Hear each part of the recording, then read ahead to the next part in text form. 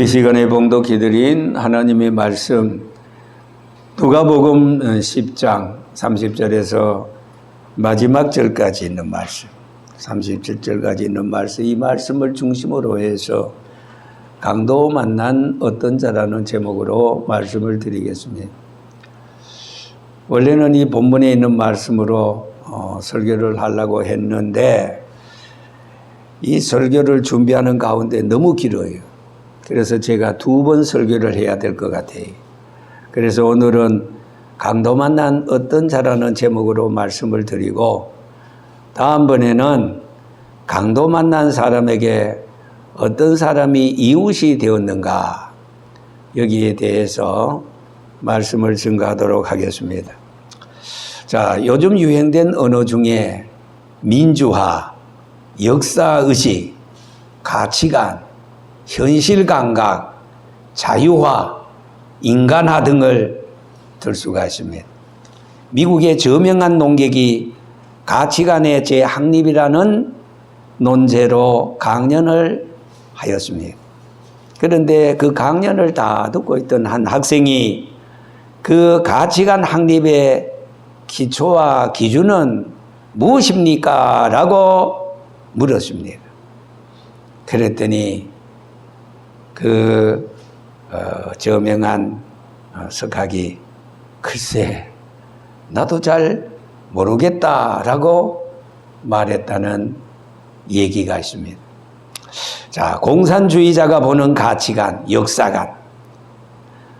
여러분 잘 아시다시피 이란의 이슬람 혁명 또는 이슬람 혁명은 1979년 이란에서 발생한 혁명이었는데 이 군주제인 팔레비 왕조가 무너졌습니다. 그리고 호메니의 이스라엘 공화국에 호메니가 보았던 가치관이 있었습니다. 자, 여러분 오늘 우리 성도들이 보는 가치관이 무엇이라고 생각합니까? 판단하는 관점이 무엇이라고 생각합니까? 아마 조금씩은 다르고 또 차이가 있을 수 있을 것입니다. 오늘 본문 누가 강도 만난 자인가? 라는 제목처럼 사마리아인의 시각은 언제나 예수님을 중심으로 인간을 보았습니다. 그는 현실을 보고 가치관을 세웠습니다. 오늘 본문에 어떤 사람이 예루살렘에서 여리고로 내려가다가 강도를 만났습니다. 이 어떤 사람의 신분은 도대체 어떤 사람이었을까? 성별적으로 남자였을까? 여자였을까? 연령적으로 젊은 사람이었을까? 나이 많은 늙은 사람이었을까? 미적으로 잘생긴 사람이었을까? 아니면은 형편없이 못생긴 사람이었을까? 사회적으로 유능한 사람인지 혹은 무능한 사람인지 지식적으로 유식한 배운 사람인지 무식한 사람인지 혹은 또 직업적으로 농부였는지 어부였는지 양을 기르는 목축업을 하는 사람이었는지 상업을 하는 장사꾼이었는지 모릅니다. 아무튼 한 가지 분명한 것은 어떤 사람이었어요. 자, 그런 거로 이 어떤 사람은 오늘 이 시간 우리 모두가 될 수 있고, 아니 내 자신도 될 수가 있습니다. 특히 우리 민족의 가장 큰 역사적 강도는 일본인가 6.25 사변을 일으킨 공산당들이었습니다. 군사 정치 침략, 경제 문화 침략, 종교 침략, 그리고 지금은 인권의 이름으로 도덕적 검사를 자처하면서 우리의 자존심과 정신적 간을 내먹고 있습니다. 공산당 간도는 우리의 영과 몸을 더 위협하고 피폐하게 만들고 있습니다. 여러분, 오늘 인류의 최대 희망 보류가 누구라고 생각합니까? 결론적으로 예수 그리스도밖에 없다는 것입니다. 예수 그리스도만이 무신론의 강도, 공산당 강도, 사이비 이당 교주의 강도에서 우리를 구원해 줄 수가 있기 때문입니다. 왜 어떤 사람은 강도를 만났을까요? 원인이 있을 터인데 무엇이겠습니까? 무엇 때문에 강도를 만났겠습니까? 이유가 도대체 무엇입니까? 오늘 본문 30절에 어떤 사람이 예루살렘에서 여리고로 내려가다가 강도를 만났다 하였습니다. 예루살렘을 떠났기 때문에, 그리고 여리고로 내려갔기 때문입니다. 당시 예루살렘은 거룩한 도성이에요. 여리고는 죄악으로 가득한 도시였습니다. 성경에 보면은 예루살렘은 거룩한 성전이 있었고, 그래서 아버지의 집이라고도 말하였고, 하나님의 품과 같다 그렇게도 말했습니다. 그러나 여리고는 헤롯 왕의 별장이 있었습니다. 예루살렘은 예수님이 죽으시고 3일 만에 부활하시어서 모든 제자들에게 말씀합니다. 얘들아, 너희는 예루살렘을 떠나지 말고 내가 너희에게 말한 대로 요엘서 2장 28절에 있는 말씀을 기억하면서 주께서 약속하신 대로 너희에게 보혜사 성령을 보내줄 때까지 기다리라. 예루살렘 떠나지 말고 기다리라.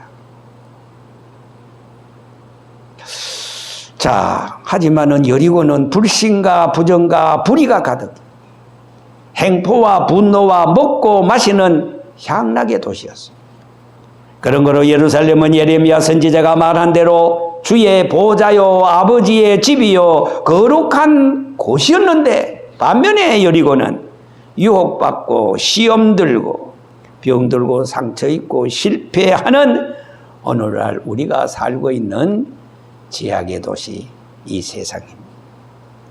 이 어떤 사람이 강도를 만난 것은 아버지의 집과 같은 예루살렘을 떠나 예루살렘으로 내려갔기 때문에, 예루살렘을 떠났기 때문입니다.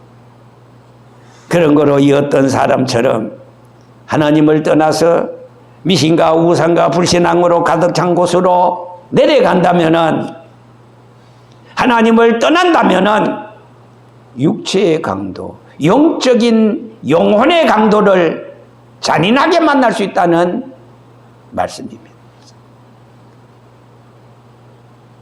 이제 우리가 불렀던 찬송가, 나 주를 멀리 떠났다 이제 옵니다. 내 죄의 길에 시달려 주여 옵니다. 그 귀한 세월 보내고 이제 옵니다. 나 뉘우치는 눈물로 주여 옵니다. 이 병든 마음을 고치려고 주여 이제 옵니다. 큰 힘과 소망 바라고 주여 옵니다. 나 바랄 것이 무엇인가? 우리 주 예수, 날 위해 죽음 당하신 주님 믿고 옵니다. 나 이제 왔으니 내 집을 찾아 주여 나를 받으사 맞아 주소서. 제가 노회에서 같이 협력하며 기도했던 목사님께서 한 2달 전에 머리가 아프고 걸음걸이가 희청희청해서 잘 걸을 수도 없고 이상하다 싶어서 병원에 가서 CT 검사를 하고 정밀 검사를 했더니 뇌에 종양이 생겼어요. 아주 위험한 의사의 진단이 빨리 수술해야 됩니다. 길어야 6개월, 짧으면은 몇 주 안에 목숨을 잃을 수도 있습니다. 청천벽력 같은 소리를 듣고, 야, 이거 어쩌나. 그래서 저와 절친한 목사님 한 분 3시가 모여서 같이 식사를 하면서 기도를 했습니다. 그런데 바로 병원에 가서, 경희대학 병원에 가서 치료를 받기 시작하는데, 저는 그 사건을 알고 그때부터 한 번도 빠짐없이 새벽마다 기도했어요. 하나님, 의사가 볼 때는 절망입니다. 사람이 볼 때는 이건 도저히 불가능합니다. 그러나 하나님은 없는 것을 있게 하시고 무능한 자를 유능한 자로, 병든 자를 치료해 주시는 하나님만이 할 수 있습니다. 하나님 도와달라고 정말 열심히 기도했어요. 그리고 그 목사님의 사모는 금식하면서 기도했어요. 성도들이 기도했어요. 엊그저께 다시 5번 항암 주사를 맞고 결과가 나는 날이었어요. 제가 하나님 앞에 기도하면서 또 떨려요. 과연 어떻게 검사가 나왔을까? 저도 그런데 본인은 오죽하겠어요. 아직도 할 일이 천리 같은데.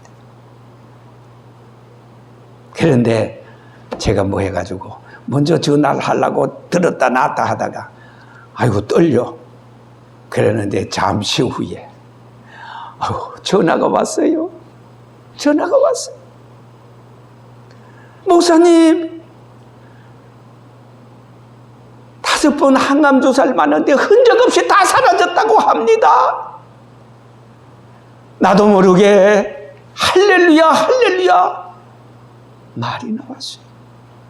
캬, 하나님은 아프게 하시다 싸매 주시고 상하게 하시다 또 하나님은 고치신다. 사람의 전문가는 의사가 아니라 하나님이시다. 하나님은 만병의 대의사가 되시고 만왕의 왕이 되시고 만주의 주가 되시는 주님이 치료해 줬구나. 내 입에서 할렐루야 할렐루야 할렐루야 하는데 막 그냥 감격해서 눈물이 나요. 그 목사님이 전화를 받으면서 울어요. 나도 울었어요. 여러분, 결정적일 때 우리의 진정한 삶의 가치는, 우리의 모든 것은 오직 그리스도 예수밖에 없습니다. 예수님이 치료해야 줘야 돼요. 예수님이 도와줘야 돼요. 예수님께서 함께 해야만이 시온의 대로가 열리고 땅이 하늘이 되고 실패가 성공이 되고 질병이 치료가 되는 줄 믿습니다. 이런 하나님의 역사가 옛날에만 아닙니다. 지금도 주를 바라보는 자, 기도하는 자, 예루살렘의 주님의 그 은혜를 사모하고 기다리는 자에게는 이런 역사가 끊임없이 교회를 통해서 일어난다는 사실입니다. 여러분, 전날의 예루살렘 은혜 충만, 말씀 충만, 마음의 기쁨과 평안이 가득 차 매사가 살만났지만은, 그러나 사람이 세상을 살다 보면은 어느 순간에 세상 유혹에, 거짓된 정보에, 허황된 가치에 매몰되어서 예수 십자가의 감격이 도중받을 때가 있습니다. 신앙생활은 하나의 요식, 습관, 행사에 불과할 때가 있습니다. 예루살렘에 그 마음을 떠나서 여리고로 내려갈 때가 있습니다. 여러분, 오늘 누가복음 15장 11절에도 보면은 여러분 잘 아시다시피 부잣집 둘째 아들이 아버지의 집을 떠나 아버지로부터 받은 부은 것을 가지고 먼 나라에 갔다고 그랬어요. 그런데 그는 가자마자 아버지로부터 받은 그 부은 깃, 그 재물을 허랑방탕하였습니다. 나중에는 돈이 다 떨어져. 옷이 헤어져. 신발마저 찢어져. 갈 데 올 데가 없어. 그래서 부잣집을 찾아가서 돼지 키우는 그 부잣집 주인에게 말합니다. 내가 지금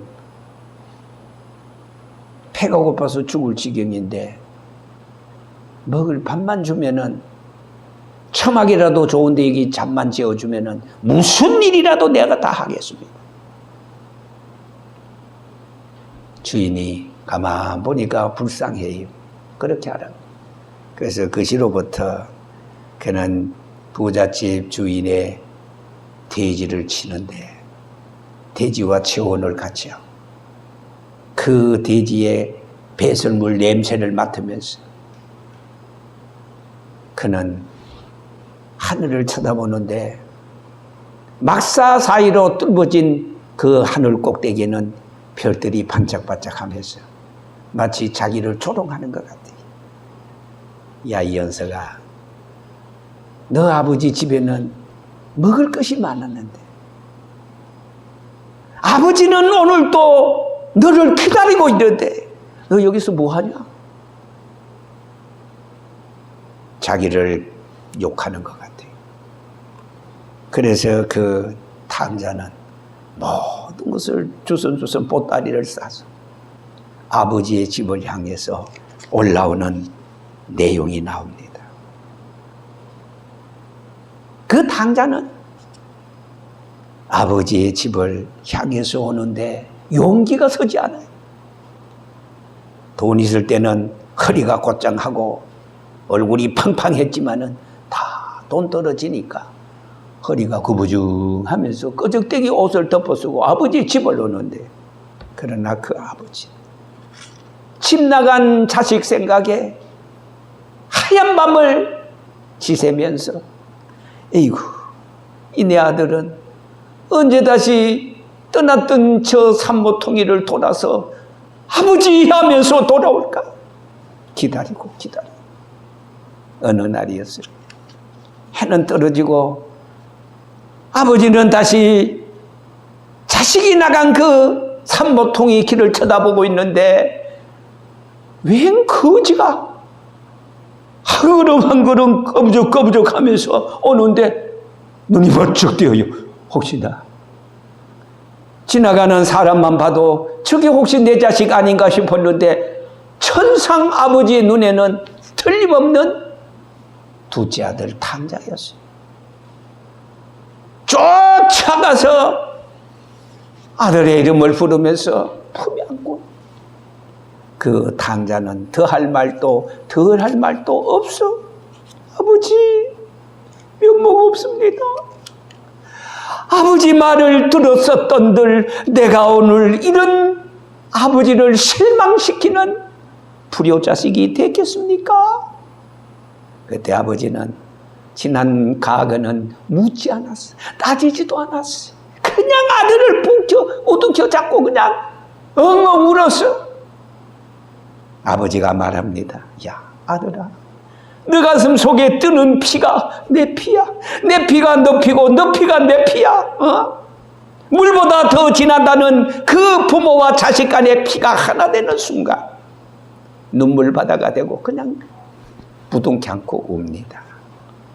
그래서 그 아버지는 그 아들을 추스려서 집으로 데려왔어요.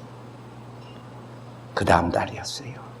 아버지는 오래간만에 단잠을 자고 너무너무 좋아서 동네 사람들을 초청해서 소문을 냅니다. 아무 날 아무 시에 우리 집에 오십시오. 우리 아들이 살아서 왔습니다.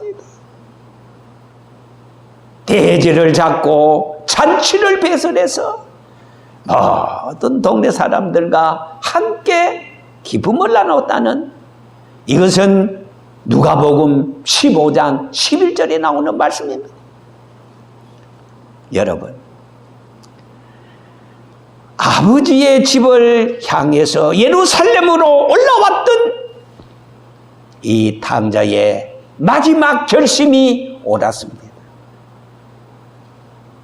마지막 결심이 성공하고 다시 살고 다시 아버지를 아버지라고 부를 수 있는 절호의 기회였습니다. 오늘 우리에게는 여리고에 있다가도 예루살렘의 주님을 그리워하며 생각할 때가 문득문득 있습니다. 그때가 내가 하나님을 만날 수 있는 절호의 기회요, 새롭게 되는 기회요, 은혜 받을 수 있는 기회요, 성공할 수 있는 기회요, 치료받을 수 있는 기회가 아니겠습니까? 이사야 1장 2절 이하에 있는 말씀을 보면은 이사야는 하나님을 떠나서 세상으로 내려가서 이방신을 섬기며 강도 만난 이스라엘 백성들을 향하여 이렇게 말합니다. 하늘이여 들으라, 땅이여 귀를 기울이라. 여호와께서 말씀하시기를 내가 자식을 양육하였거늘 그들이 나를 거역하였도다.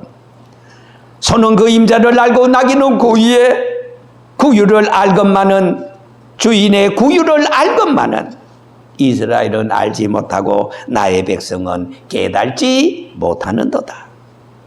하나님을 떠난 결과 그들은 어떻다고 그랬습니까? 머리는 병들었고 마음은 피곤하였고 발바닥에서부터 머리까지 성한 곳이라고서는 없고, 그리고 상한 것과 터진 것과 새로 맞은 흔적뿐이라고 하지 않았습니까? 이제 우리는 이 시간 아무리 살기가 바쁘고 힘드는 일이 많고 예측 불허의 사건이 앞을 가리어도 나의 모든 것에 모든 것이 되시는, 불가능을 가능으로, 없는 것을 있는 것으로 다시 시작하게 하시는 예루살렘의 주님의 음성을 듣고 다시 시작합시다. 우리말에 시작이 반이라는 말이 있습니다. 주님이 내 삶에 찾아오시고 개입하신다면 만사가 형통입니다. 약함이 강함으로 땅이 하늘이 되는 기적이 일어날 수 있다는 사실입니다. 다시 말합니다. 이사야 선지자는 1장 18절에 오라 우리가 서로 의논하자, 변론하자, 한번 솔직히 말해보자. 너희 죄가 주은 것들지라도 눈과 같이 휘어질 것이요 진홍같이 붉을지라도 양털같이 되리라 말씀하셨습니다. 우리 찬송가 잘 부르는 찬송, 곡이 곡조입니다. 인내하신 구세주, 인내하신 아버지의 강대한 사랑, 길이 참고 기다리심 깨달았어요. 저여